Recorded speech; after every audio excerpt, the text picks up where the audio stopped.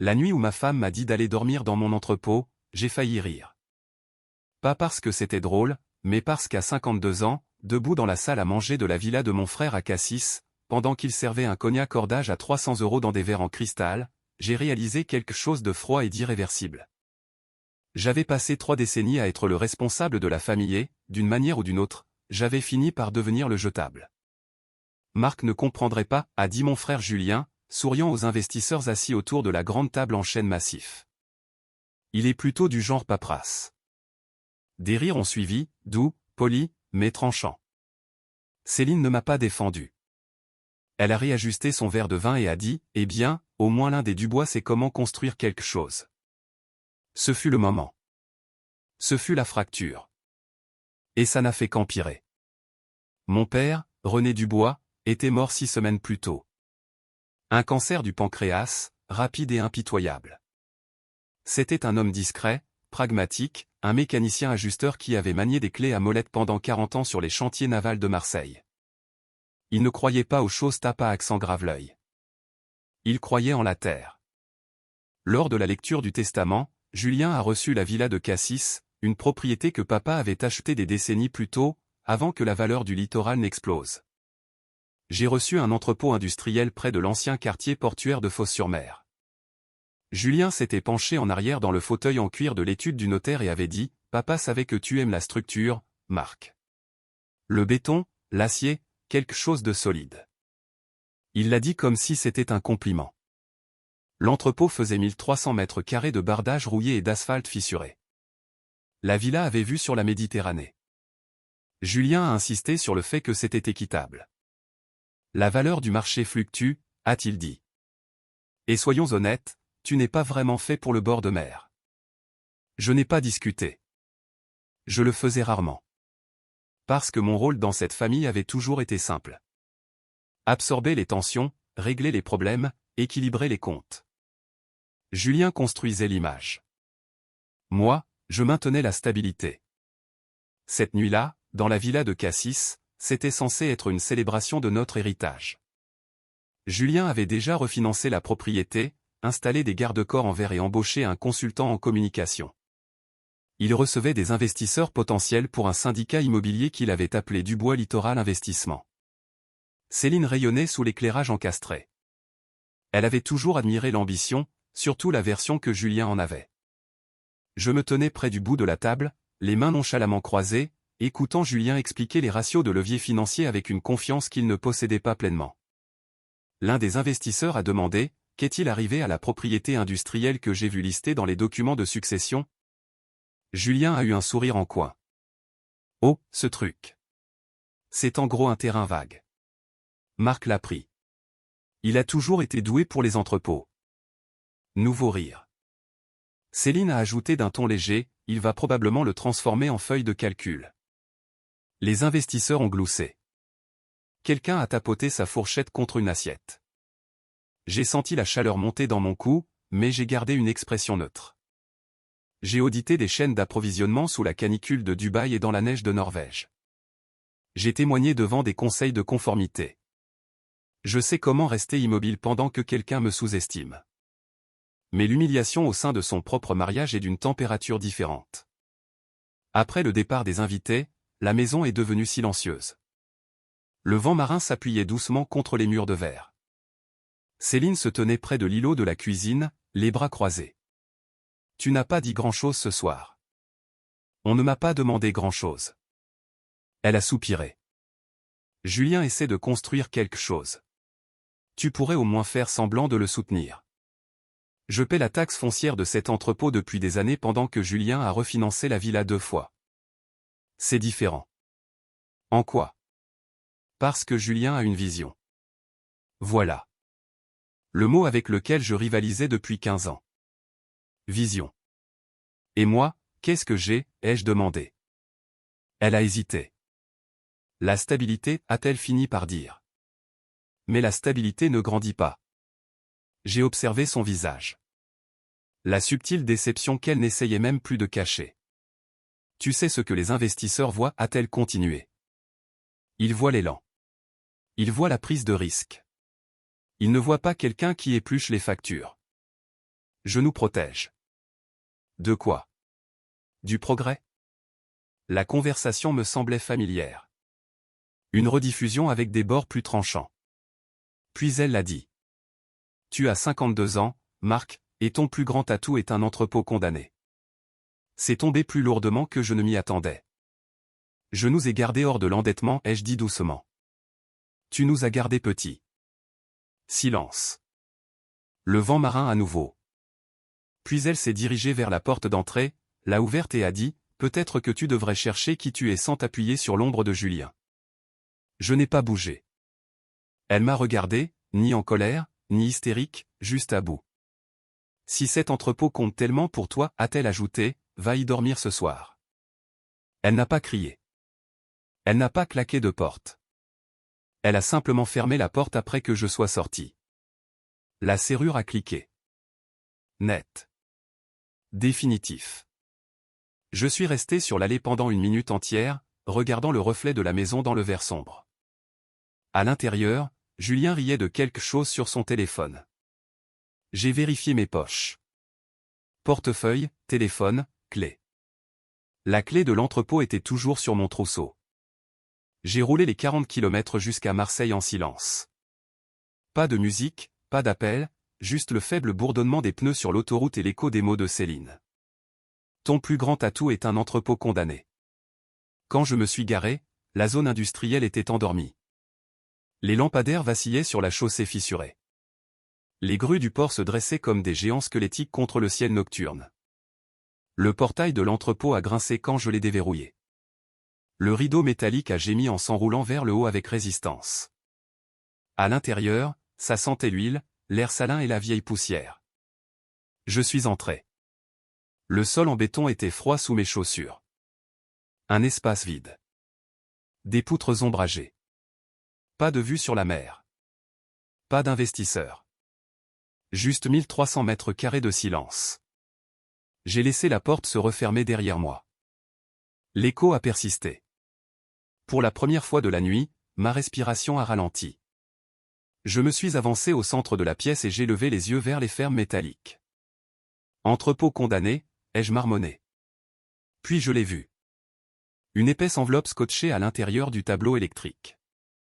Un avis de taxe foncière tamponné 2 jours plus tôt et, sous la ligne de classification, imprimé en caractères municipaux gras, servitude souterraine à usage industriel actif. Servitude souterraine. Je suis resté là plus longtemps que je ne l'aurais dû. Julien avait géré la plupart des communications liées à la succession. Pourquoi n'avait-il pas mentionné cela? J'ai soigneusement plié l'avis et l'ai glissé dans la poche de ma veste. L'air à l'intérieur de l'entrepôt semblait différent maintenant. Ni plus chaud, ni plus froid, juste inachevé. J'ai traîné une vieille bâche d'un coin et l'ai étalée à plat. J'ai utilisé ma veste pliée comme oreiller. Et alors que j'étais allongé là, regardant les chevrons sombres, une pensée s'est imposée dans mon esprit. Julien n'était jamais venu ici. Pas une seule fois en 5 ans.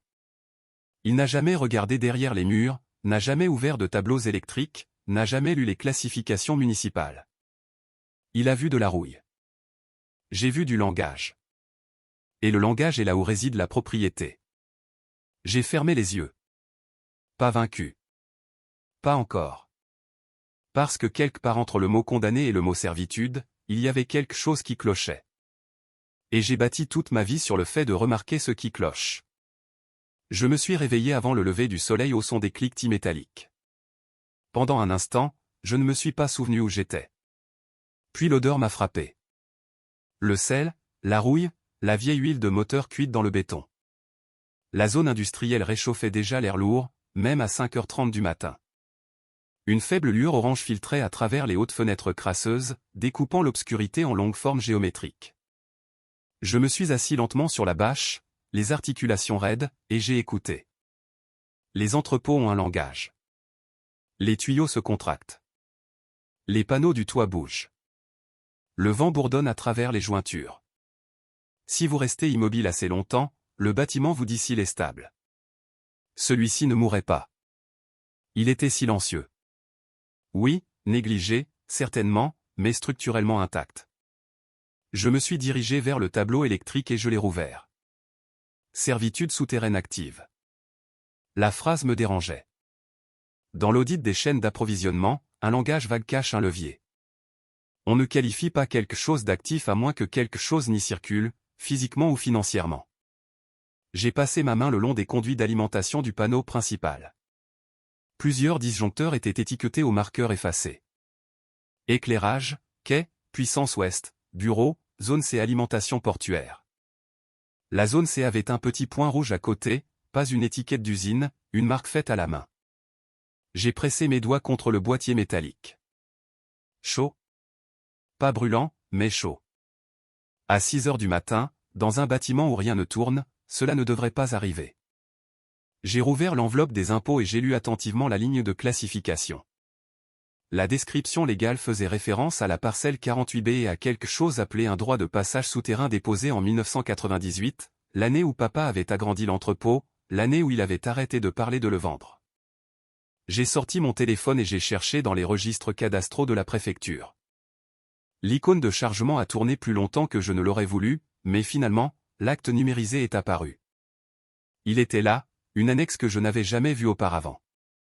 Droit de passage accordé au groupe d'infrastructures côtières méditerranéennes pour le routage de fibres et un conduit utilitaire sécurisé. Routage de fibres. Conduit sécurisé. Pas du stockage, pas de l'infrastructure industrielle. Je me suis rassis sur mes talons. Julien s'était vendu la moitié de l'histoire à lui-même. Il a vu un terrain. Papa a vu un accès. Vers 9 heures du matin, le soleil avait transformé le bardage métallique en un four à cuisson lente. La sueur s'accumulait à l'arrière de mon cou pendant que je composais le numéro de la compagnie d'électricité indiqué sur le tableau électrique. Après avoir navigué dans les menus automatisés et une musique d'attente qui ressemblait à une mélodie d'ascenseur cassé, une femme nommée Valérie a décroché. Service du réseau public, comment puis-je vous aider? Je vérifie la consommation d'une parcelle industrielle à Marseille. Parcelle 48B. Elle a tapé sur son clavier. Je pouvais l'entendre. Monsieur, ce compteur n'est pas sur le réseau de distribution de la ville. Ah bon? Non. Ce bâtiment est alimenté par une sous-station industrielle privée. C'est une connexion patrimoniale. Patrimoniale dans quel sens? Connectée à l'infrastructure de l'autorité portuaire. Vous devriez contacter l'infrastructure côtière. Est-ce facturé mensuellement? Oui, via une fiducie ou le titulaire du titre. Est-ce que ça a été actif? Pause. Oui, monsieur. Tirage continu. Continu, comme dans une consommation 24 heures sur 24? Oui. Quelqu'un a-t-il contesté cela? Non, monsieur. Je l'ai remercié et j'ai raccroché. Tirage continu. Pas de fluctuation. Constant. Les données ne manquent pas. Quelqu'un ou quelque chose opérait sous ce bâtiment. Vers midi, un SUV noir s'est garé à l'extérieur. Je n'avais pas besoin de regarder par la fenêtre pour savoir de qui il s'agissait. Julien est sorti, portant des lunettes de soleil et une chemise en lin boutonné, comme s'il arrivait à une marina, pas dans une zone portuaire. Il n'a pas frappé. Il ne frappait jamais. La porte métallique a gémi en s'ouvrant, la lumière du soleil tranchant l'intérieur. « Qu'est-ce que tu fous, Marc » a-t-il dit en entrant et en essuyant immédiatement la sueur de son front.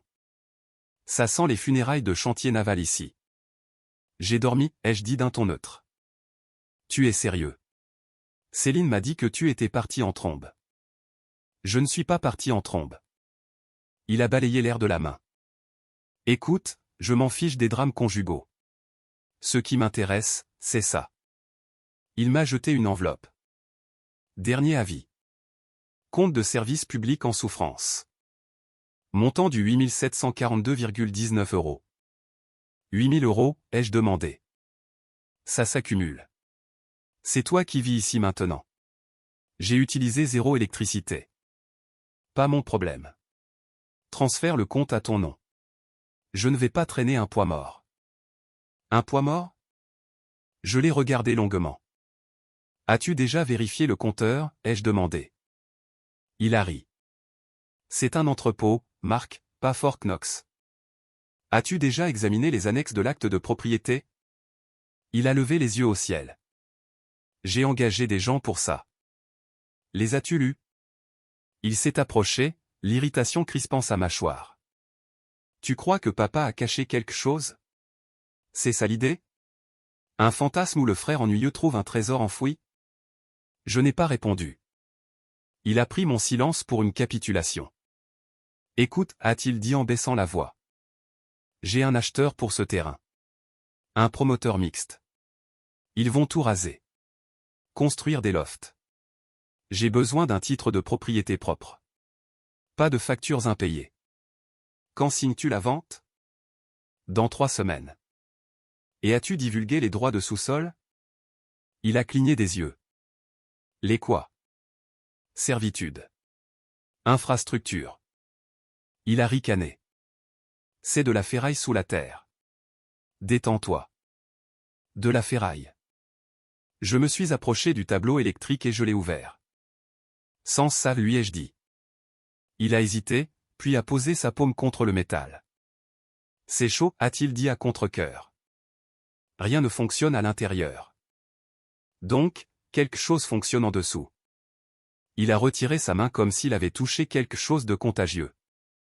Tu te prends trop la tête, a-t-il lâché sèchement. Transfère les contrats, nettoie tout ça, ou je ferai couper le compteur et l'entrepôt sera officiellement condamné. Cela nécessiterait une déclaration de divulgation, ai-je précisé. Il a plissé les yeux. Tu fais toujours ça, a-t-il marmonné. Tu compliques les choses simples. Non, je les clarifie. Il s'est retourné et a marché vers la lumière du soleil. En atteignant la porte, il a dit sans se retourner, tu as toujours été meilleur pour nettoyer les dégâts que pour construire quelque chose de grand. La porte s'est refermée derrière lui. Le bâtiment bourdonnait doucement dans la chaleur. Je suis retourné au tableau électrique. Zone C, alimentation portuaire, servitude souterraine active. 3 semaines avant la signature et, pour la première fois depuis des années, Julien allait plus vite qu'il ne comprenait, ce qui le rendait vulnérable. J'ai sorti mon téléphone et cherché le groupe d'infrastructures côtières méditerranéennes. Le nom redirigeait vers une filiale, qui redirigeait à nouveau, atterrissant finalement sur la page d'un sous-traitant de la Défense, service de routage sécurisé, réseau de fibre optique conforme aux normes gouvernementales, système de chambres fortes souterraines durcies. Mon pouls ne s'est pas accéléré, il s'est stabilisé. Parce que ce n'était pas un trésor enfoui. C'était un effet de levier. Et le levier, quand il est mal classé, devient une propriété. J'ai regardé autour de l'entrepôt une dernière fois. Julien voyait un terrain vague. Céline voyait une source d'embarras. Mais sous mes bottes, sous le béton et la rouille, quelque chose de très coûteux fonctionnait 24 heures sur 24. Et aucun d'eux ne s'était jamais demandé pourquoi. Le lendemain matin, la chaleur est arrivée tôt. À 8 heures, l'intérieur de l'entrepôt ressemblait à l'habitacle d'un camion garé en plein mois d'août. La lumière filtrait à travers les vitres crasseuses en bande pâle, illuminant la poussière qui flottait dans l'air comme du temps suspendu. J'avais déplacé ma bâche plus près du muret, où il y avait au moins l'illusion du nombre. L'avis de paiement était ouvert à côté de moi. 8742,19 €. L'écriture de Julien était griffonnée en haut à l'encre bleue, à transférer immédiatement. J'ai étudié le graphique détaillé de consommation imprimé sur la 2e page. Plat. Parfaitement plat, pas un pic, pas une baisse. Dans une structure normale, la consommation d'énergie respire. Elle augmente quand l'équipement fonctionne, baisse la nuit, connaît des pics d'utilisation. Cette ligne était tracée à la règle sur tout le mois. Tirage élevé, constant. Ce n'était pas de l'éclairage. Ce n'était pas de la réfrigération. C'était de l'infrastructure. J'ai zoomé sur les détails de facturation. Classification de la source, sous-station industrielle, GICM. C'était encore là. Le groupe d'infrastructures côtières méditerranéennes. J'ai cherché plus loin. Inscription au registre du commerce, déclaration de sous-traitance de l'État. J'ai tracé la piste des documents comme je tracerais les fuites d'inventaire dans un réseau de distribution. Le GICM n'était pas un fournisseur d'électricité pour entrepôts. C'était un entrepreneur spécialisé dans la fibre optique durcie, lié aux redondances de routage de la Défense sur la côte. En clair, des communications sécurisées sous mon entrepôt. Je me suis adossé à une pile de vieilles palettes d'expédition et j'ai fermé les yeux un instant. Papa n'avait jamais fait confiance aux banques. Il faisait confiance à la Terre. Mais de la Terre connectée à des données. C'était autre chose. Vers midi, une camionnette blanche de la ville s'est garée à l'extérieur. Je n'en avais pas appelé une, mais Julien l'avait fait.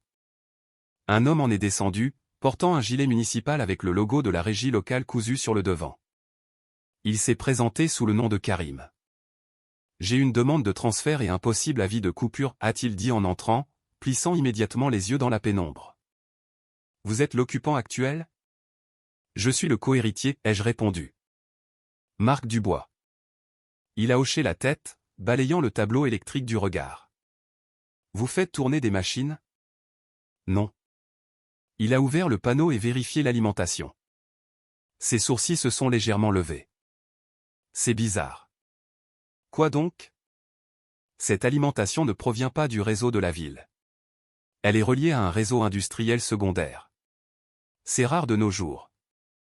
Qui l'entretient? Il a hésité. Techniquement, l'infrastructure côtière, mais ces lignes sont sous classification militaire. On n'y touche pas. Peut-on la couper?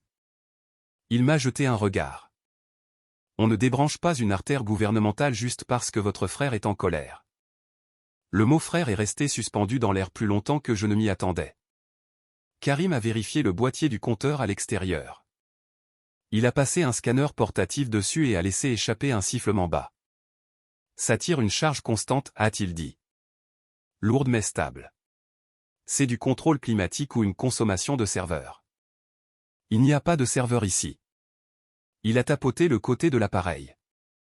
Alors ils ne sont pas ici. Il m'a regardé plus attentivement maintenant. Vous savez ce qu'il y a sous cette parcelle? Pas encore. Il a essuyé ses mains sur son jean. Des bâtiments hors normes comme celui-ci, près du corridor portuaire, ont parfois été réaménagés à la fin des années 90 pour abriter des chambres de redondance, des voûtes de routage parasismique, des canaux de fibres climatisés, des trucs de contrat privé, accessibles de l'intérieur. Généralement par un point d'accès intérieur scellé ou une trappe externe. Il a fait une pause. Vous comptez vendre? Mon frère, oui. Il a hoché la tête lentement. Eh bien, celui qui l'achètera a intérêt à lire les annexes. Après son départ, l'entrepôt semblait différent. Pas mystérieux. Défini. Il y a une différence. Le mystère implique le fantasme. La définition implique la paperasse. J'ai fait le tour du périmètre lentement, étudiant le sol. Si papa avait accordé un accès souterrain en 1998, il devait y avoir un portail de maintenance quelque part. Je l'ai trouvé près du mur ouest, une plaque d'acier carré au ras du béton, peinte, presque invisible à moins de chercher les jointures. 4 boulons encastrés. Je me suis accroupi et j'ai balayé la poussière. Estampillé faiblement sur le métal, accès GICM personnel autorisé seulement. Mon pouls est resté stable. L'émotion brouille le jugement. La documentation le clarifie. Je me suis levé et j'ai appelé le notaire chargé de la succession de mon père. Maître Élise Mercier a répondu à la 3e sonnerie. Marc, tout va bien? J'ai besoin de revoir le dépôt de servitude original de 1998. Il y a eu un silence à l'autre bout. Vous avez trouvé quelque chose, a-t-elle demandé doucement. J'ai trouvé du langage. Elle a soupiré. Votre père tenait absolument à ce que cette annexe reste intacte. Julien a essayé de la faire classer comme obsolète. L'est-elle? Non. Nouvelle pause. Marc, cette servitude inclut une compensation annuelle de bail liée à l'utilisation d'une infrastructure d'État. Les paiements étaient structurés pour transiter par le compte de la succession jusqu'à ce que les 2 héritiers confirment la répartition. Ma prise s'est légèrement resserrée autour du téléphone. De combien? Avec augmentation annuelle? Le dernier décaissement que j'ai vu remonte à 5 ans, avant que votre père ne consolide les comptes. C'était environ 180 000 € cette année-là. J'ai fixé la plaque d'acier sur le sol. Où sont allés les paiements? Ils ont été redirigés vers un compte de succession dormant en attendant la confirmation de la structure de propriété. Votre père voulait la protéger d'une liquidation de la part de Julien. Je ne peux pas spéculer, mais vous pouvez le confirmer. Elle a hésité. Oui. Et si le terrain est vendu, le bail souterrain doit être divulgué et soit transféré, soit racheté. Les contrats de l'État ne disparaissent pas. Combien coûterait un rachat? À la valorisation actuelle, estimation prudente, entre 2 et 3 millions. J'ai ressenti le basculement à ce moment-là. Pas de l'excitation, pas de la vengeance. De l'alignement. Julien pensait vendre un terrain vague pour 450 000 €. Il se tenait au-dessus d'une infrastructure qui valait 10 fois plus, sans s'en rendre compte. Élise, ai-je dit prudemment, si Julien tente de vendre sans divulguer les droits souterrains, cela constituerait une fausse déclaration et une responsabilité juridique substantielle. J'ai mis fin à l'appel et je me suis assis sur une caisse renversée. Pendant 30 ans, j'avais été le silencieux, le nettoyeur, le réparateur, celui qui vérifiait tout 2 fois. Julien construisait son image. Je lisais les annexes. Céline courait après l'élan. Je traçais des clauses. Maintenant, la clause était sous mes pieds. 3 semaines avant la vente, et Julien venait de menacer de couper une ligne de service public de l'État, ce qui signifiait qu'il naviguait à l'aveugle. Les aveugles se déplacent vite. Les auditeurs attendent. J'ai passé ma main une fois de plus sur la plaque d'accès en acier. Accès GICM personnel autorisé seulement. Papa ne m'avait pas laissé un entrepôt. Il m'avait laissé un conduit. Et pour la première fois depuis que Céline avait fermé cette porte, j'ai ressenti quelque chose d'inhabituel mais précis. Du contrôle. La plaque d'accès en acier est restée dans mon champ de vision pour le reste de l'après-midi. Je ne l'ai pas ouverte. Pas encore. La curiosité sans l'autorité, c'est de l'intrusion. Et j'avais passé ma carrière à éviter l'intrusion, qu'elle soit légale, financière ou émotionnelle. Au lieu de cela, j'ai conduit jusqu'au centre-ville de Marseille et je suis entré dans l'étude de maître Élise Mercier. Elle représentait mon père depuis près de 20 ans. Une voix douce, méticuleuse, le genre de notaire qui lit les notes de bas de page avant les gros titres. Son bureau sentait légèrement le papier et le polish au citron, un contraste avec l'air chargé de diesel que j'avais respiré toute la matinée. Elle n'a pas perdu de temps. Vous avez vu la consommation d'énergie, a-t-elle dit dès que je me suis assis. Oui. Et vous avez trouvé la plaque d'accès. Oui. Elle a croisé les mains. Votre père a insisté sur un langage très spécifique dans l'accord de 1998. Il croyait que les infrastructures survivraient au cycle du marché. Julien pensait que c'était obsolète. Julien ne l'a jamais lu. Elle a sorti un épais dossier d'une armoire et l'a posé devant moi. Bail souterrain et droit de passage du groupe d'infrastructures côtières méditerranéennes. Estampillé sous-traitance de la défense nationale. J'ai feuilleté les pages lentement. Durée, 30 ans, renouvelable. Paiement de location annuel avec des augmentations tous les 5 ans. Clause de non-divulgation. Droit d'accès d'urgence. Clause de rachat basée sur le coût de remplacement de l'infrastructure. Je me suis arrêté sur l'échéancier de paiement. Année 1, 75 000 €. Année 5, 110 000 €. Année 10, 150 000 €.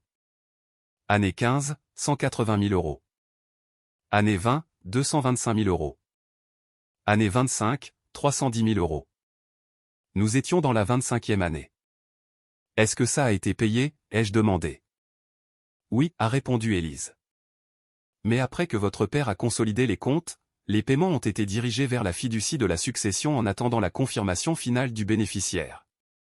Et cette confirmation n'a jamais eu lieu. Elle m'a jeté un regard mesuré.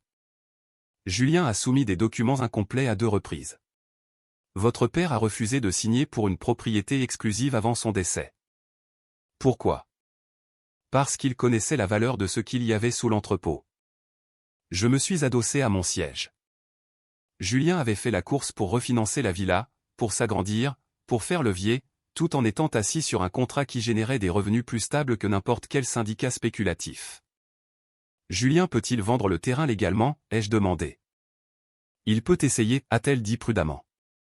Mais tout acheteur effectuant une vérification préalable appropriée découvrirait le bail souterrain, et s'il ne le divulgue pas, alors il s'expose à des poursuites judiciaires. J'ai hoché la tête. Il restait une question. Si Julien voulait éviter toute responsabilité, ai-je dit lentement, pourrait-il me transférer les droits souterrains? Oui, même s'il n'en comprend pas pleinement la valeur. Oui. Tant que c'est écrit. Tant que c'est mis par écrit et exécuté correctement. J'ai refermé le dossier. Pendant des années, Julien avait fonctionné à l'impulsion. Des accords conclus rapidement, des documents survolés, la confiance utilisée comme une arme. Il avait toujours supposé que je corrigerais ce qu'il oubliait. Cette fois, je ne corrigerai rien. Je laisserai faire. Ce soir-là, Julien a appelé. J'ai le promoteur qui arrive la semaine prochaine, a-t-il dit sans dire bonjour. Ils offrent 450 pour le terrain. J'ai demandé, pour la terre et l'acier? Oui. Et le sous-sol? Il a soufflé bruyamment. Tu es obsédé par ça. Parce que ça existe. Marc, tout le monde s'en fout d'une vieille ligne de fibre enterrée des années 90. Les sous-traitants de l'État sans souci. Silence. J'ai besoin que le titre soit net, a-t-il continué. Service public, contenu, tout ce qui complique l'inspection doit disparaître. Et s'il y a des complications? Il n'y en a pas. J'ai laissé sa propre certitude remplir le silence. Transfère le contenu intérieur à ton nom, a-t-il fini par dire. Tout. Les installations ferraillées, tout ce qui reste. Je ne veux aucune responsabilité après la vente. Par écrit? Oui, évidemment par écrit. Inclus les droits de sous-sol. Il a fait une pause. Pourquoi j'inclurais ça? Pour te protéger. Il a ricané. De quoi? De fausses déclarations fédérales. Le mot a ralenti son élan. Tu exagères. Alors tu n'as rien à perdre. Une longue inspiration. Je vais rédiger un truc, a-t-il dit. Bien. Quand j'ai raccroché, je ne me suis pas senti triomphant. Je me suis senti précis. Le lendemain matin, il m'a envoyé un document par email.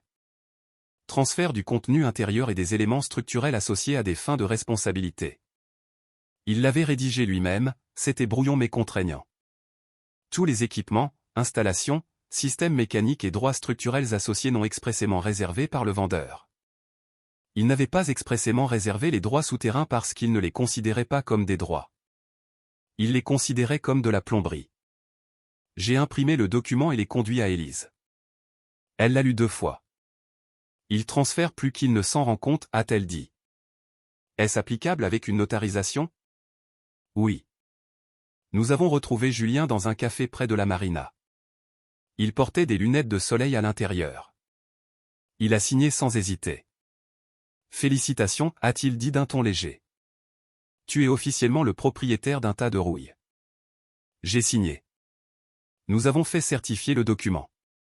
Il m'a serré la main comme s'il me rendait service. Sur le chemin du retour vers l'entrepôt, j'ai senti quelque chose s'installer en moi. Pas de la colère, pas de la vengeance. De la gravité. Je me suis garé à l'intérieur du portail et je me suis tenu à nouveau au-dessus de la plaque d'accès en acier. Cette fois, je l'ai déverrouillé. Les boulons se sont desserrés avec une résistance régulière. Quand j'ai soulevé la plaque, de l'air frais est remonté. Pas réfrigéré, contrôlé. Une étroite échelle en acier descendait dans une chambre en béton éclairée par une douce lumière indirecte. Je suis descendu lentement. La pièce en bas n'était pas très grande, peut-être 6 mètres de large, mais elle était immaculée. Des bails de routage de fibres tapissaient les murs. Les unités de climatisation bourdonnaient doucement. Des armoires d'équipement scellées portaient des étiquettes de conformité de l'État. Sur l'un des murs, une plaque métallique indiquait « GICM », nœud de routage sécurisé redondant, secteur côtier. C'était là. Pas un trésor, pas un fantasme. Une infrastructure. Silencieuse, coûteuse, invisible. J'ai passé ma main le long d'un des boîtiers de conduit.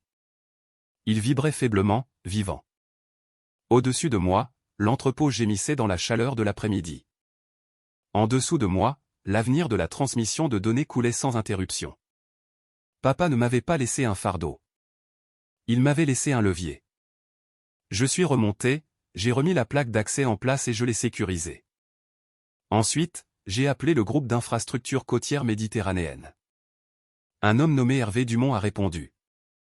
J'appelle concernant la parcelle 48B, ai-je dit.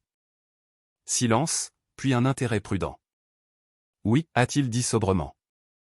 Je suis l'actuel détenteur des droits. Nouvelle pause. Nous pensions que la propriété n'était pas réglée. Elle l'était, et maintenant pour l'un d'entre eux, elle ne l'est plus. Il s'est raclé la gorge. Nous essayons d'acheminer les paiements de location depuis plusieurs années. Je suis au courant. Il y a eu un changement subtil dans son ton. Êtes-vous intéressé par le maintien de l'accord, a-t-il demandé. Ou par la discussion d'un rachat? La discussion, ai-je dit. Bien, a-t-il répondu.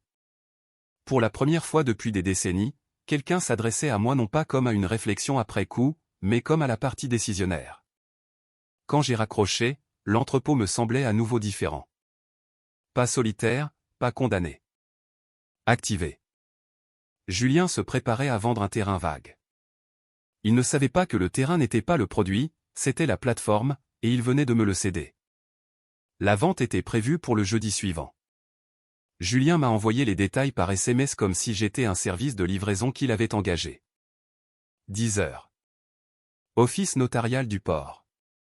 Sois là pour confirmer la vacance. La vacance. Ce mot m'aurait amusé autrefois. Maintenant, il sonnait comme une imprudence. Pendant les 5 jours suivants, j'ai agi délibérément. Le groupe d'infrastructures côtières a envoyé 2 représentants à l'entrepôt, pas dans des SUV noirs, pas en secret, mais en chemise repassée et avec une efficacité tranquille. Hervé Dumont est arrivé avec une responsable de la conformité nommée Sophie Vasseur. Il ne portait aucun badge d'autorité au-delà du calme qui vient du fait de se savoir protégé par un contrat d'État. Nous nous sommes tenus ensemble au-dessus de la plaque d'accès en acier. « Vous avez des documents » a demandé Hervé. Je lui ai tendu le transfert notarié. Il l'a lu lentement. Tous les droits structurels associés non expressément réservés par le vendeur, a-t-il murmuré. Il a levé les yeux vers moi. Votre frère n'a pas réservé le sous-sol. Non. Sophie a hoché la tête une fois. Alors nous parlons avec la bonne personne. Ils sont descendus dans la chambre et ont effectué leur inspection. Je suis resté en haut, écoutant la cadence étouffée de la conversation professionnelle sous le béton. Après 40 minutes, ils sont remontés. Monsieur Dubois, a dit Hervé avec précaution. Nous détenons 5 années de paiement de location sous séquestre, en attente de la confirmation du bénéficiaire. Combien, ai-je demandé, bien que j'eusse déjà une estimation. 2 432 000 €, incluant l'indexation et les pénalités pour retard de versement. Le chiffre ne m'a pas frappé comme un gain au loto. Il s'est posé comme une validation. Et pour le rachat, ai-je demandé. Sophie s'est avancée. Basé sur le coût de remplacement actuel de l'infrastructure et la valeur de redondance, nous proposerions un rachat à 3,8 millions € pour les seuls droits souterrains. Oui. Et le terrain au-dessus ne nous pose aucun problème opérationnel. Julien vendait le terrain pour 450 000 €. Il avait cédé des droits valant près de 9 fois cette somme sans même lire. Je vais réfléchir au rachat, ai-je dit d'un ton égal. Hervé a hoché la tête. D'ici là, les paiements de location reprendront trimestriellement sur le compte de votre choix. Après leur départ, je me suis retrouvé seul dans l'entrepôt. La lumière du soleil filtrait par les hautes fenêtres. La poussière flottait toujours. Rien en surface n'avait changé, mais en dessous, la valeur circulait. Ce soir-là, Céline a appelé. Sa voix était plus douce qu'elle ne l'avait été depuis des semaines. Julien dit que tu fais des difficultés pour la vente. Je suis précis. Il est sous pression. Il a choisi cela. Le silence s'est étiré entre nous. Tu es parti depuis presque une semaine, a-t-elle dit. Oui. Ce n'est pas tenable. Quelle partie de toi veut ça? Tu dors dans un entrepôt. Je n'y dors pas. Je l'évalue. Elle a expiré. Tu transformes toujours tout en analyse. Et toi, tu transformes toujours tout en élan. Elle n'a pas répondu. Je ne pensais pas ce que j'ai dit, a-t-elle ajouté finalement. Quelle partie? À propos du fait que je sois petit? J'ai laissé le silence s'installer. Céline, ai-je dit doucement. Je n'ai jamais été petit. J'étais stable. Il n'y avait plus rien à discuter. Le jeudi est arrivé, clair et lumineux. L'office notarial occupait un bâtiment en verre surplombant la marina, un endroit conçu pour donner aux transactions une apparence propre. Julien y était déjà quand je suis arrivé, appuyé contre le bureau de la réception, ses lunettes de soleil remontées sur la tête. « Prêt à te débarrasser de ton palais ?» a-t-il plaisanté. « Je suis prêt à confirmer la paperasse » ai-je dit. Le promoteur, un homme nommé Antoine Lefebvre, m'a serré la main fermement. « Les conversions industrielles sont très demandées en ce moment » a-t-il dit. « Vous êtes assis sur une mine d'or, vous les frères. » Julien a ri. « Pas celle-ci. » Nous sommes passés dans la salle de conférence. Les documents étaient disposés en piles soignées. Antoine a examiné les déclarations. Puis il s'est arrêté. « Infrastructure souterraine » a-t-il demandé. Julien a fait un geste de la main, dédaigneux. Des lignes de fibres obsolètes. Rien d'actif. Antoine m'a regardé. Actif, a-t-il demandé. J'ai soutenu son regard calmement. Bail actif, paiement à jour. Julien s'est tourné brusquement vers moi. De quoi tu parles? L'avocat d'Antoine s'est penché en avant. Monsieur Dubois, si les droits souterrains sont actifs sous un bail de l'État, cette propriété ne peut pas être transférée libre de toute charge sans divulgation et cession. Julien a perdu ses couleurs. C'est ridicule, a-t-il dit. C'est de la vieille ferraille. J'ai fait glisser un dossier sur la table. À l'intérieur se trouvait le transfert notarié que Julien avait signé, la confirmation du bail du GICM, le relevé de déblocage des fonds sous séquestre, et l'accusé de réception de conformité gouvernementale. L'avocat d'Antoine a lu rapidement. Le silence s'est épaissi. Julien, a dit Antoine lentement. Vous avez présenté cette parcelle comme étant libre de toute charge. Elle l'est, a insisté Julien. Elle ne l'est pas, ai-je dit doucement. Sa tête s'est tournée vers moi d'un coup sec. Tu le savais, a-t-il demandé. J'ai lu les annexes. Antoine a refermé le dossier. Cet accord ne peut pas se poursuivre sous les représentations actuelles, a-t-il dit. Nous exigerons une divulgation complète des infrastructures et une réévaluation. Le sang-froid de Julien s'est fissuré. Tu lui as transféré la responsabilité, a-t-il dit en me pointant du doigt. Il possède le contenu. Pas la responsabilité, ai-je corrigé. Les droits. L'avocat d'Antoine a parlé avec précaution. Le document exécuté transfère les droits structurels souterrains. Cela inclut les servitudes, à moins qu'elles ne soient expressément réservées. Julien avait l'air de manquer d'air. Tu n'es pas sérieux, a-t-il chuchoté. Je le suis, ai-je répondu. La dynamique de la pièce a changé, pas dramatiquement, pas explosivement, juste de manière décisive. Julien avait construit son identité sur le contrôle, et pour la première fois, il avait fait une erreur de calcul en public. Antoine s'est levé. Nous vous tiendrons au courant, a-t-il dit. Le promoteur et son avocat sont partis. Julien est resté assis. Tu as fait ça exprès, a-t-il dit. Non, ai-je répondu. C'est toi. Il a fixé la table. Tu étais censé arranger les choses, a-t-il dit doucement. Je l'ai toujours fait, ai-je répondu. À l'extérieur, la marina scintillait dans la lumière de la fin de matinée. À l'intérieur, les documents reposaient entre nous, calmes, lisibles, définitifs. Julien avait couru après l'effet de levier. J'avais suivi le langage, et le langage avait gagné. Julien n'a pas parlé pendant près d'une minute entière après la sortie du promoteur. La salle de conférence semblait plus petite sans l'illusion de l'élan. La lumière du soleil se déversait à travers la paroi de verre surplombant la marina, brillante et indifférente. Les bateaux se déplaçaient en arc lent sur l'eau, comme si rien d'important ne venait de basculer. Tu m'as piégé, a finalement dit Julien, la voix basse. Je suis resté assis. Non, ai-je dit calmement. Je t'ai demandé de lire. Il s'est adossé à sa chaise, passant ses deux mains dans ses cheveux.